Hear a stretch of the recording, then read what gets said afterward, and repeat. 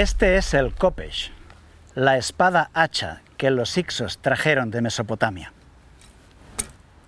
Con ella, los hicsos partieron Egipto como se parte una fruta. En el relato del Génesis, José, hijo de Jacob, fue vendido como esclavo. En Egipto terminó en la cárcel. De allí fue llamado por el faraón para interpretar sus sueños. Y el faraón, impresionado, le otorgó el gobierno del país.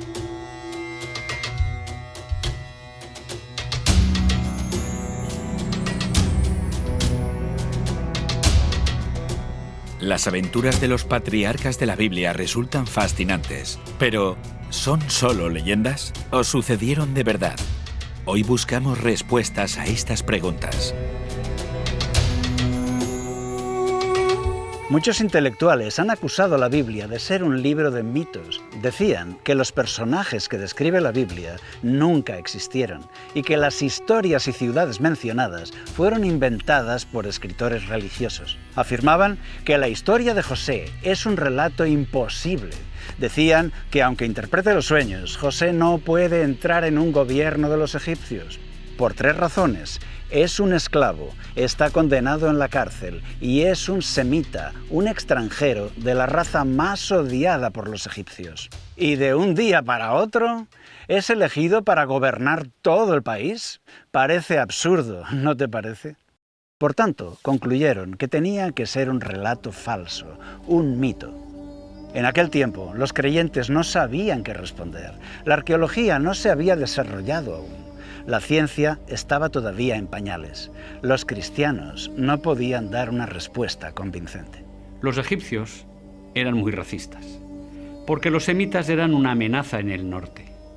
Llegaban en avalanchas para saquear y robar. Les llamaban los Amu. La palabra Amu significa esclavos, porque muchos semitas en Egipto eran esclavos o inmigrantes marginados. Aquí tenemos un ejemplo muy claro, obra de arquitectos, ingenieros y artistas constructores y obra de esclavos. Construcciones hechas por egipcios, arquitectos, artistas, talladores y las obras en ladrillo, en adobe, hechas por los esclavos, los obreros de base. Estaban acostumbrados a ver esclavos semitas en los trabajos más duros. El José de la Biblia fue uno de esos Amu, un esclavo semita, y ningún faraón nombraría gobernador a un Amu. Los veían como los bárbaros del norte. El odio de los egipcios hacia los semitas quedó escrito en templos, en palacios y en los vasos de execración. En Egipto se han encontrado antiguas maldiciones contra los hicsos.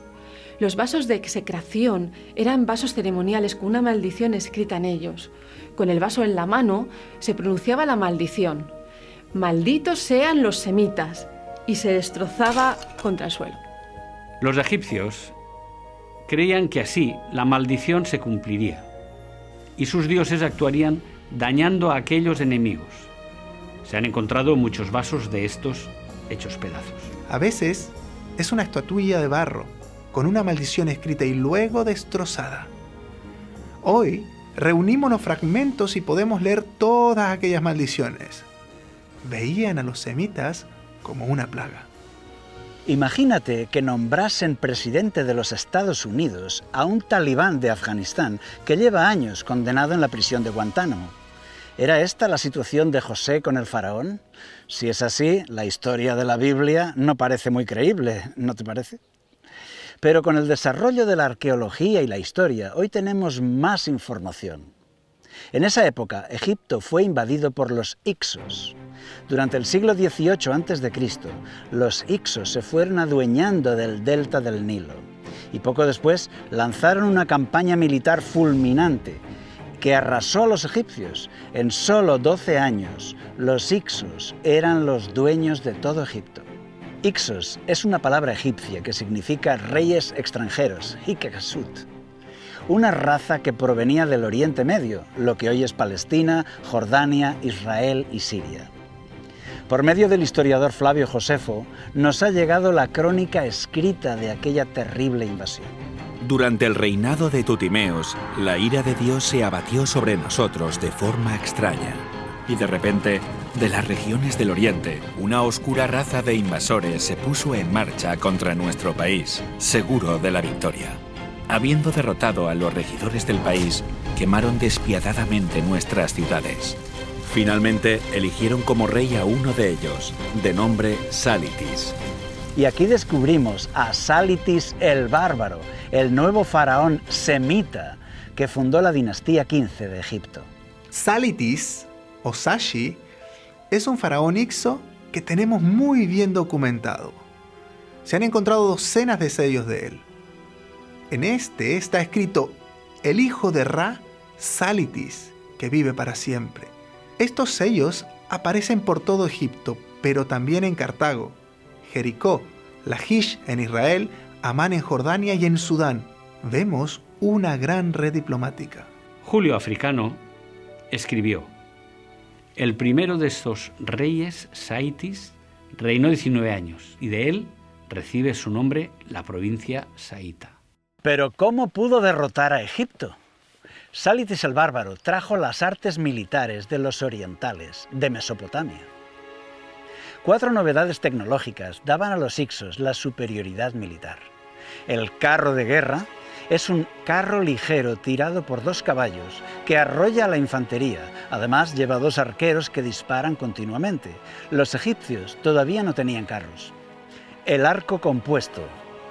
Un arco sofisticado construido por 3 materiales diferentes. Una capa de madera, una de cuerno de animal y una de tendones.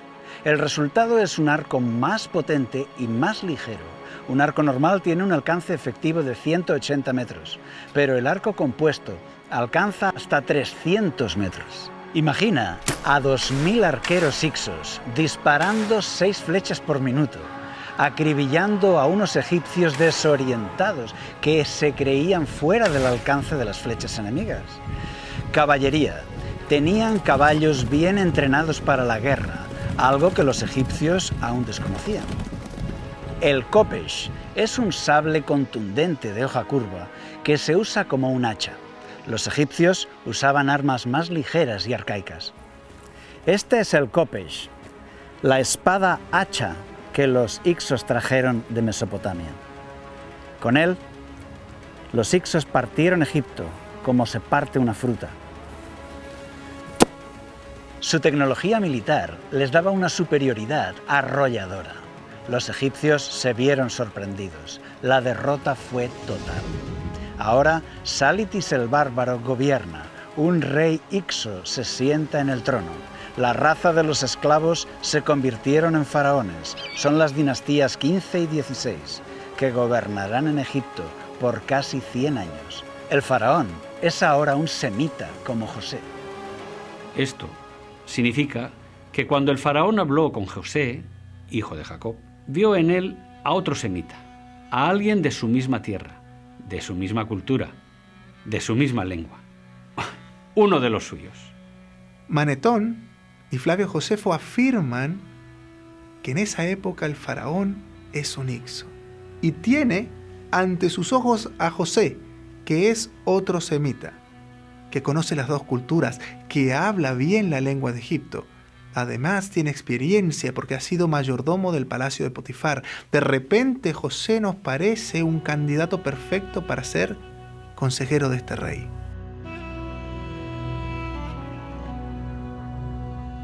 José sí pudo ser nombrado gobernador, como dice el texto del Génesis. Y así de nuevo, la Biblia sorprende mostrando una coherencia y una veracidad comprobada por la historia.